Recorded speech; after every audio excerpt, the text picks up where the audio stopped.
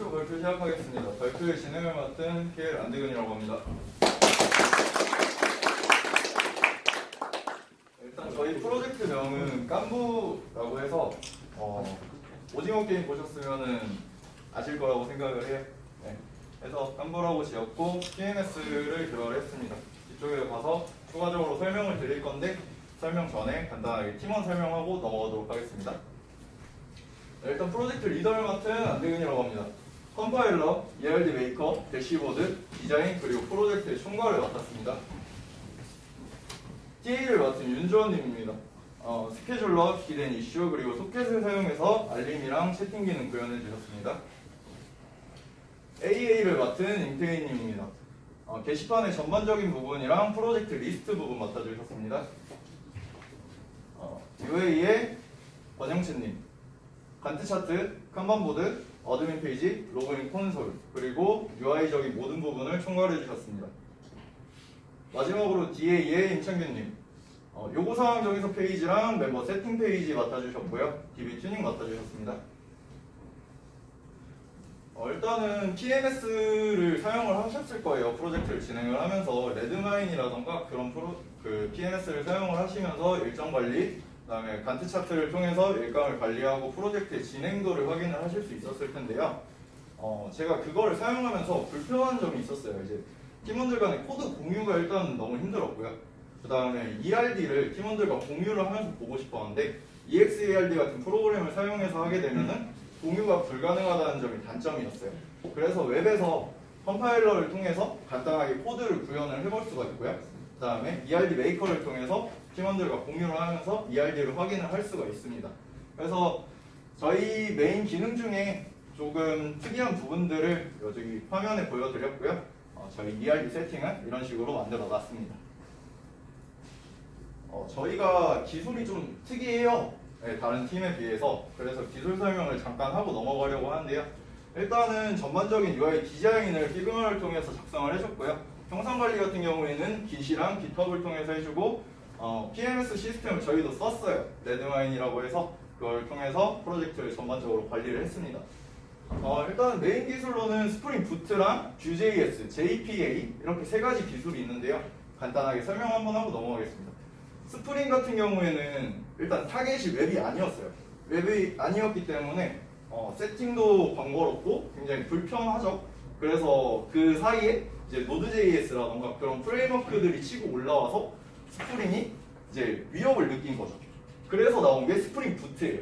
스프링 부트 같은 경우에는 웹에 타깃이 되어 있다 보니까 끌어오는 것만으로 간편하게 웹을 바로 개발을 시작을 할 수 있다는 게 장점이었어요.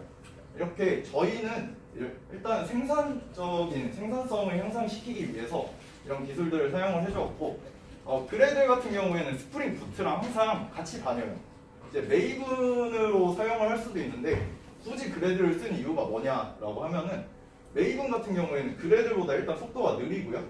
세팅을 하는데 조금 번거로운 부분이 있어요. 버전을 세팅을 해줘야 된다거나 그런 부분들 때문에 저희는 그래드를 사용을 했고요.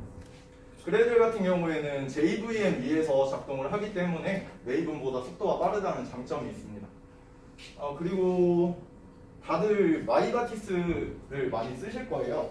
근데 왜 굳이 JPA를 썼냐? 이것도 마찬가지의 이유예요. 일단은 마이바티스를 사용을 하면 쿼리를 직접 작성을 해가지고 날려줄 수 있다는 게 장점인데 그렇게 작성을 해주다가 보면은 저희는 사람이다 보니까 휴먼 에러가 발생할 수밖에 없어요. 콤마를 하나 안 찍는다거나 가로를 하나 안 닫아주는 등 그런 부분을 좀 방지를 하기 위해서 ORM 기술인 JPA를 사용해서 휴먼 에러를 방지하고 자바 코드로서 작성을 해주면서 조금 더 빠른 생산성 향상을 통해 프로젝트를 진행하기 위해서 사용을 했습니다. 근데 마냥 좋지만은 않아요, 이게. 왜냐하면은 마이바티스에 비해서는 속도가 살짝은 느리다는 게 단점이고 사용을 하면서 느꼈던 부분 중에는 인라인 뷰를 사용할 수 없다는 게 큰 단점이었어요. 그리고 펄이 단순 CRUD를 작성할 때는 JPA 기본 기능을 사용을 할 수 있지만 조금 복잡한 쿼리를 만들어야 된다고 하면은 쿼리 DSL의 서포트를 받아야 된다는 점이 조금은 단점이라고 생각을 합니다. 그리고 프론트엔드 JSP나 타임리프, 머스태시 이런 걸 많이 사용을 하셨을 거라고 생각을 하는데요. 저희 같은 경우에는 Vue.js를 사용을 했어요. Vue.js 요즘에 많이 사용을 한다고 들었는데 혹시 들어보셨을까요? 예. 네, Vue.js 같은 경우에는 싱글 페이지 어플리케이션으로 스파라고도 많이 불려요. 근데 이 스파의 장점이 뭐냐? 일단은 페이지 이동 간에 깜빡임이 없어요. 페이지 이동을 하지 않고 컴포넌트를 교체해 줌으로써 사용자한테 페이지를 렌더를 해서 보여주는 방식이기 때문에 화면이 깜빡이거나 그런 부분에 대해서 이제 사용자들이 불편함을 안 느끼는 게 장점이고요. 클라이언트, 즉 유저들의 컴퓨터 환경이 굉장히 좋아졌기 때문에 서버의 부하를 줄이기 위해서 클라이언트한테 부담을 더 준다, 이런 부분이 장점이에요. 왜냐면은 서버를 개발하는 입장에서 서버가 무거워지면은 관리하기가 힘들기 때문이죠. 하지만 단점으로는 자바스크립트 파일이 페이지가 너무 많아진다고 하면 자바스크립트 파일이 조금은 무거워진다는 게 단점입니다. 네, 이렇게 저희 기술 설명 한번 해드렸고요. 다음으로는 시험 넘어가서 저희 페이지 보여드리도록 하겠습니다.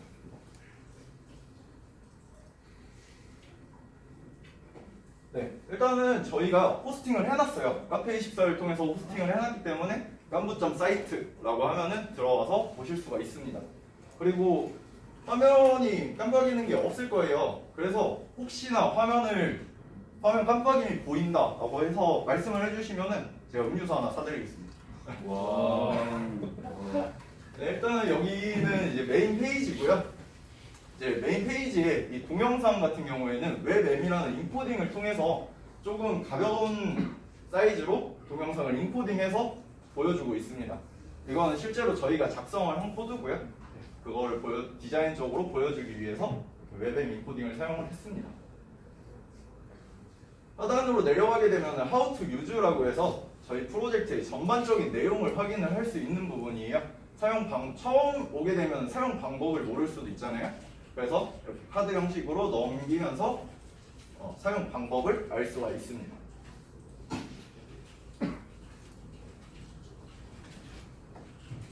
네, 이제 데모 페이지로 넘어가서 보여드릴 건데요.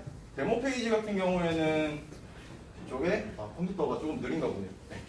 데모 페이지 같은 경우에는 이제 프로젝트로 들어갔을 때 나오는 컴파일러에 비해서 기능이 좀 줄어들어 있어요. 그래서 간단하게 돌아가는 거 확인만 하고 넘어가도록 하겠습니다. 커뮤니티 같은 경우에는 로그인을 하지 않은 상태에서는 단순하게 조회만 할 수 있습니다. 조회 혹은 검색만 할 수 있고요. 페이징 기능은 스크롤 페이징을 통해서 아래로 내리면은 마지막 게시물까지 쭉쭉쭉 불러오는 것을 확인할 수 있습니다. 우측 하단에 처음으로 버튼을 누르면 제일 상단으로 올라가게 되고요. 좀 디테일한 기능을 로그인을 하고 추가로 설명해 드리도록 하겠습니다. 개발자분들이라면은 CMD나 터미널에 굉장히 익숙하실 거라고 생각을 해요. 그래서 저희가 디자인을 이렇게 만들었는데 help, sign 이런 식으로 명령어를 통해서 컨트롤이 가능하고요. 로그인을 하게 되면은 회원가입을 하게 되면은 저희는 토큰이 발급이 돼요. 최근에 깃을 써보신 분들은 알겠지만 이제 토큰 방식의 인증을 진행을 해요. 로그인을 할 때. 근데 그런 식으로 인증을 한 건 아니고요. 이제 아이디를 찾거나 비밀번호를 초기화할 때 그럴 때 사용을 할 수 있게끔 거기에서 사용을 해서 이런 식으로 토큰을 만들어줬습니다. 그래서 지금 보시는 것처럼 아이디를 파인드하고 토큰을 입력을 하면 바로 아이디를 찾을 수 있는 부분을 확인하실 수 있습니다. 네, 일단 진행의 편의를 위해서 데이터가 있는 아이디로 로그인을 해서 진행을 하도록 하겠습니다. 로그인을 하게 되면 제일 먼저 맞이하는 페이지가 프로젝트 리스트 페이지예요. 프로젝트 리스트 페이지 같은 경우에는 좌측에서 진행 중인 프로젝트, 완료된 프로젝트를 확인하실 수 있고요. 플러스 버튼을 눌러서 프로젝트를 추가한다거나 아니면 기존에 있는 프로젝트를 들어갈 수가 있습니다. 그리고 하단에는 최신 이슈랑 최신 스케줄을 확인을 할 수가 있어요. 프로젝트에 들어오게 되면은 이제 다른 팀원들과 이제 소통을 할 수 있는 공간이 되는 거예요. 지금 보시는 것처럼 이제 같은 팀원이 들어오면 알림을 확인할 수가 있게 되고요. 우측 하단에 있는 채팅창을 통해서 팀원들과 빠른 소통을 위해 채팅을 할 수가 있습니다. 네, 대시보드에 대해서 조금 더 설명을 하고 넘어가도록 할게요. 대시보드에서는 프로젝트의 전반적인 내용들을 간단하게 볼 수 있는 페이지예요. 그래서 간트 차트, 그 다음에 프로그레스를 통해서 뭔가 일의 진행도를 확인할 수가 있고요. 최신 이슈, 최신 보드, 그 다음에 완료일까지 남은 시간, 그 다음에 멤버를 확인할 수가 있고요. 깃 레포지토리를 등록을 해놨다면은 이런 식으로 최신 커밋 내용들을 확인을 할 수가 있는데요.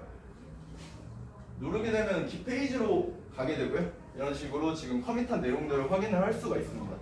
하단으로 내려가게 되면은 추가적으로 이제 주간 캘린더를 볼 수가 있고요.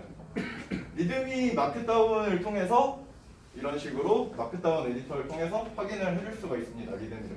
리드미에서는 보통 이제 사용 API라던가 프로젝트의 전반적인 사용 방법 그런 것들을 이제 팀원들과 쉽게 공유를 하기 위해서 대시보드 하단에다가 만들어줬습니다. 지금 일정이 추가됐는데 추가된 일정을 확인하러 가볼게요. 28일에 추가가 됐네요.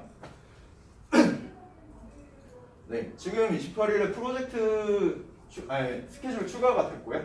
이제 이쪽에서는 주 단위 캘린더를 확인할 수 있고 좌측에서는 한 달 단위 캘린더를 확인을 할 수가 있습니다. 근데 이쪽에 지금 작은 숫자들 보이시나요? 네. 이 숫자들은 그 날짜에 있는 일정이 몇 개가 있는지를 표현을 해주고 있어요. 그리고 좌측 하단에서는 필터 기능을 통해서 여러 가지 필터를 해서 볼 수가 있습니다. 그리고 드래그 앤 드롭 기능을 통해서 스케줄에 이동이 가능하고 수정이 가능합니다. 보시는 것처럼 이런 식으로. 네. 이렇게 주 단위로 이동도 가능하고요. 꾹 눌러서 삭제를 하게 되면은 네, 이런 식으로 삭제 줄 표시가 나오게 됩니다. 네, 이제 게시판으로 한번 넘어가 볼 텐데요. 게시판으로 넘어가면은 이제 디자인이라던가 구조 자체는 아까 전에 보셨던 커뮤니티랑 똑같아요.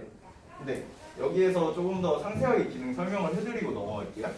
이제 여기 같은 경우에는 글 작성을 하는데 여기는 프로젝트 멤버들만 공유를 할 수 있는 게시판이에요. 그래서 파일을 선택해서 파일을 올려준다거나 아니면은 이런 식으로 텍스트 에디터를 통해서 뭔가 글을 작성을 해줄 수가 있습니다. 이 에디터의 구조가 익숙하지 않을 수도 있어요. 제가 만들었습니다. 네, 좀 어려움이 있었는데 이렇게 만들어서 추가를 해줬고요. 등록을 하게 되면은 게시물이 정상적으로 등록되는 걸 확인할 수 있습니다. 수정이랑 삭제는 네, 넘어가도록 할게요. 네. 지금 이슈가 생겼네요. 이슈를 한번 확인해보러 갈게요. 이슈 같은 경우에는 지금 깃 레포지토리를 입력을 하면은 레포지토리의 내용을 다 가지고 올 수가 있어요. 그래서 클릭을 하게 되면은 우측에 파일의 내용을 확인을 할 수가 있고 라인수라던가 사이즈, 그 다음에 파일 네임을 확인할 수가 있죠. 그리고 이렇게 파일을 확인을 하고 뭔가 이슈가 생겼다라고 하면은 이슈를 등록을 해줄 수가 있어요. 이슈를 등록을 하면은 버그, 수정 중, 완료 이런 식으로 세 가지의 방식을 통해서 보여줄 수가 있습니다. 그러면은 이슈가 발생을 했으니까 이제 컴파일러를 통해서 그 이슈를 해결을 하러 한번 가보도록 할게요.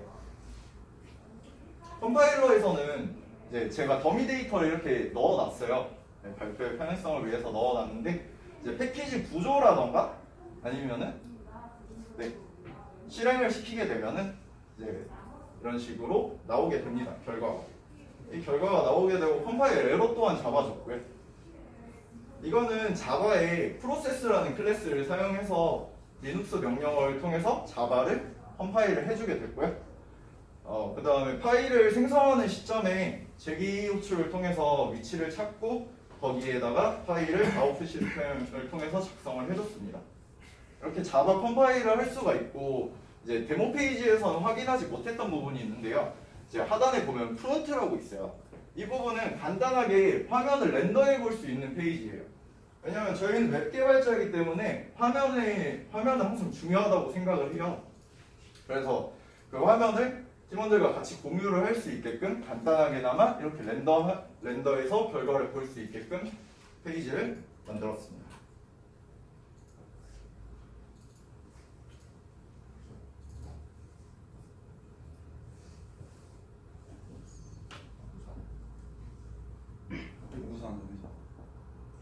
네.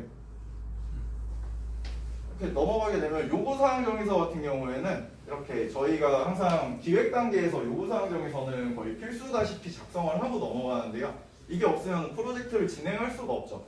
그래서 요구사항 정에서 탭을 따로 만들어 놓고 여기에서는 PDF랑 엑셀로 다운로드를 받을 수가 있고요. 엑셀 같은 경우에는 업로드를 하게 되면은 여기 틀에 맞춰서 쭉 들어가게 되는데 지금 PDF로 출력된 것만 한번 확인하고 넘어가도록 하겠습니다.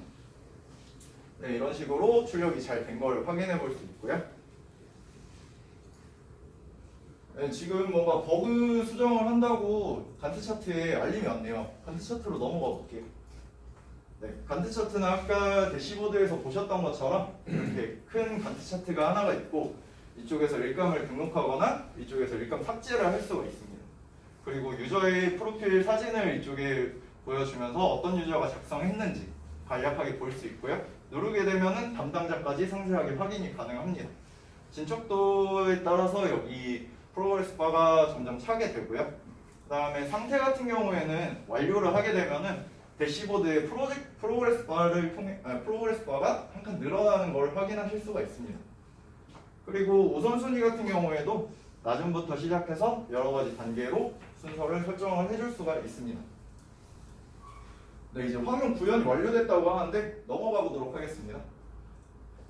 네, kanban보드 탭인데요. kanban보드 같은 경우에는 익숙하실 수도 있고 안 익숙하실 수도 있는데 간단하게 생각을 하시면은 투두리스트 정도를 생각을 할 수 있을 것 같아요. 이제 그래서 이쪽에서는 화면에 대한 두 가지가 있고 이쪽에서는 백엔드에 대한 두 가지가 있습니다. 세 가지가 있습니다.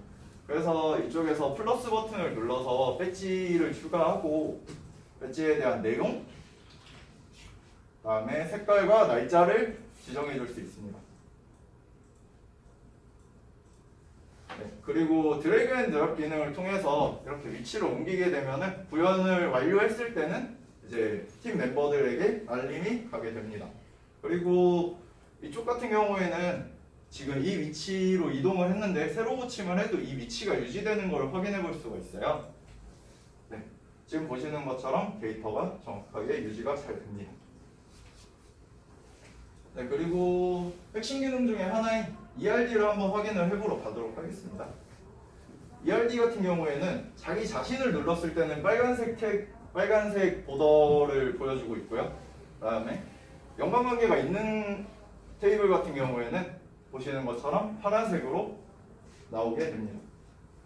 여기 같은 경우에는 테이블 하나하나를 제이슨 구조로 만들어가지고 저장을 해주고요. 그 다음에 그 저장된 데이터를 바탕으로 연관관계 제이슨을 하나 만들어서 그거를 바탕으로 쿼리를 출력할 수 있게끔 만들었습니다. 네.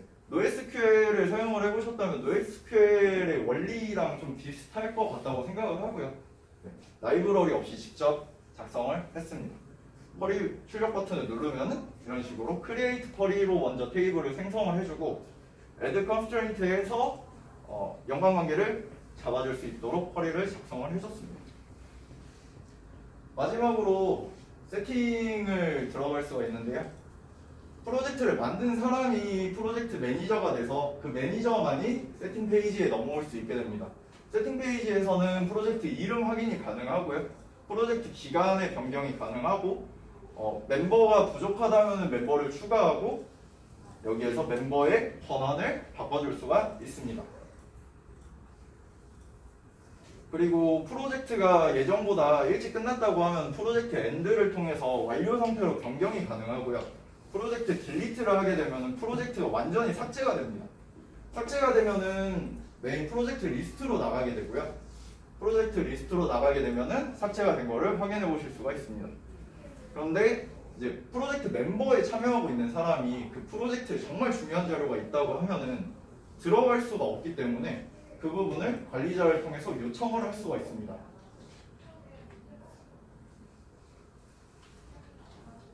네, 로그인을 다시 하고 아까 전에 못 보여드렸던 문의 게시판을 한번 확인해 보도록 하겠습니다.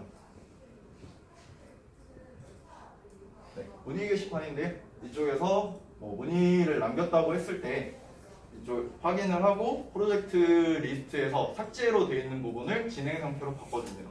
이러면은 프로젝트가 삭제됐더라도 다시 진행 상태로 바뀌면서 참여하고 있는 프로젝트 멤버들이 프로젝트를 다시 확인할 수 있고요. 그 다음에 프로젝트 매니저가 악성 유저로 계속 삭제를 하고 도망간다거나 그러면은 이쪽에서 정지를 해줄 수가 있습니다. 7일, 30일 영구 정지 이런 식으로 정지를 해줄 수가 있는데요. 일단은 여기 상태를 진행으로 다시 바꿨으니까 로그아웃을 하고 다시 한번 확인을 해보도록 하겠습니다.